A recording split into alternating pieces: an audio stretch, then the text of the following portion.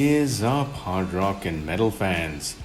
So, obviously, I've got a pretty interesting entry in this lineup that I've been sharing with so many of you for quite some time now. And this is obviously the one about Motley Crue. Now, I know some of you guys out there like these guys a lot, some of you guys are just okay with them, some of you guys are big fans. I'm a big fan. And some of you guys find them repulsive, but hey, that's okay. I mean, the point is that it's important to realize that rock and metal has so many diverse tastes and likes and, backgrounds and so on. And Motley Crue was, well, not exactly an acquired taste, but they did have a very bizarre image, and obviously the members are quite notorious in their own right. We're not here to get into that. We're here to focus on the music. So I wanted to just add this in because Motley Crue is a band that I've really enjoyed and liked a lot. I've listened to them for many, many years.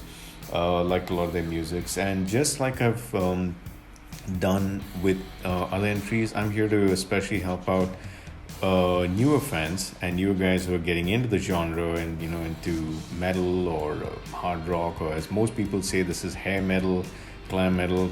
I'm personally not a big fan of those terms, but hey, to each his own. It's absolutely fine. We're just here to share our thoughts, and I'm here to share mine. So you guys let me know what you think in the comments below. Love to hear from you. Thanks again for all the guys who have been writing into me and letting me know about what entries to include. So without further ado, let's get into it.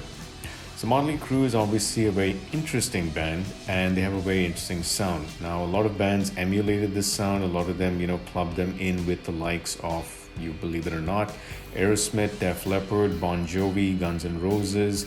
Some of them even said that they were the ones who really kicked off the whole, women look, guys dressing up as drag queens or girls, whatever it is, but the music really stands out. And that really can be seen over here on this record, which is Shout at the Devil.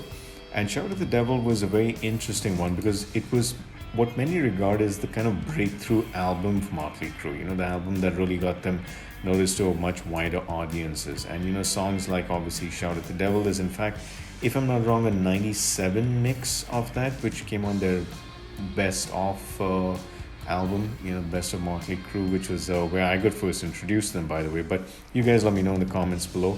But it has Looks That Kill. It has a pretty interesting cover of Helter Skelter, which is actually a song by the Beatles.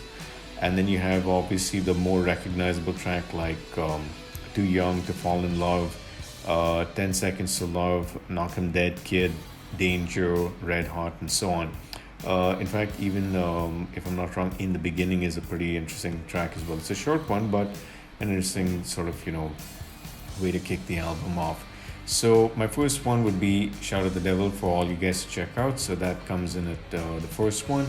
The second one is obviously, you guys guessed it, this is arguably, well, not really arguably, but I mean, pretty much everyone regards this as Motley Crue's biggest album.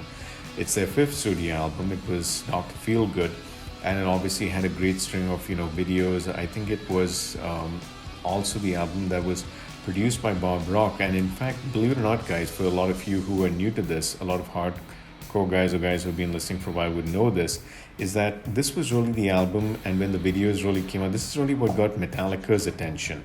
Not really so much the sound, but the way the album was produced. And they had in fact reached out and wanted Bob Rock, in fact, to mix at that time, their new album, which they were working on, which was the Black Album, or officially known as Metallica. Yeah. So it was really from this album that Metallica got noticed about Motley's work with Bob Rock, and so they brought him in.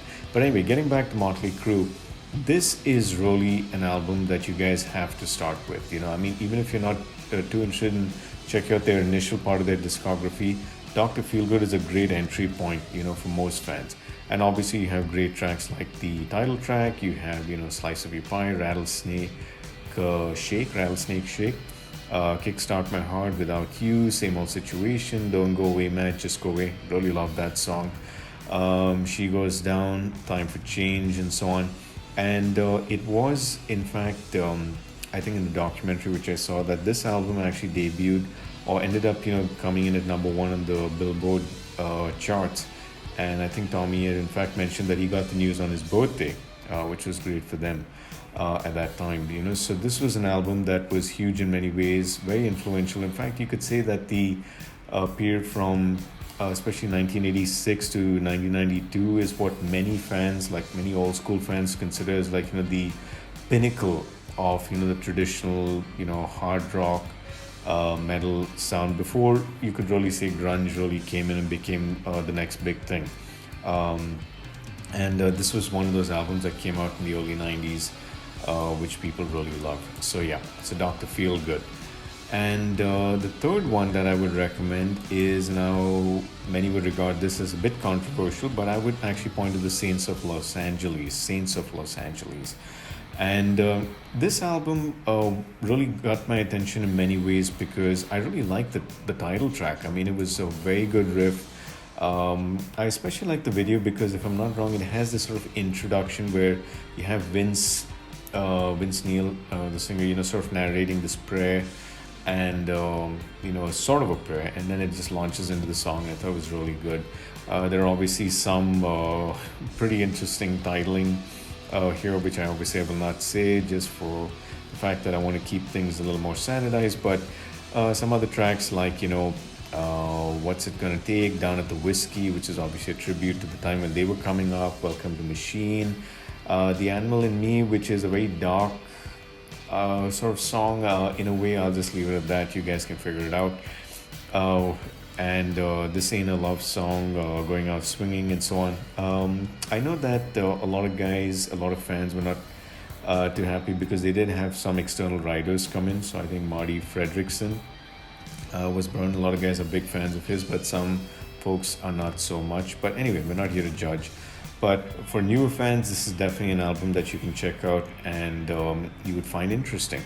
So guys, those are my 3 recommendations. That's what I would suggest for Motley Crue. There's also, for newer fans who are coming in, there's also a film which you can find, I think, on Netflix called The Dirt. And that's sort of a bio of the band, about their time and so on. So you guys can definitely check that out. But all in all, Motley Crue, Motley Crue is a great band and definitely had a huge influence. I definitely like them. It's more about the music. Whatever the band members did personally, that's a different story. But all in all, a great band to have. And so with that, guys, thank you so much. I think I've rambled on for quite a bit. Would really love to hear from you guys in the comments below. For those who've actually written in, thanks so much. And I will catch you on the next one. Do take care and rock on.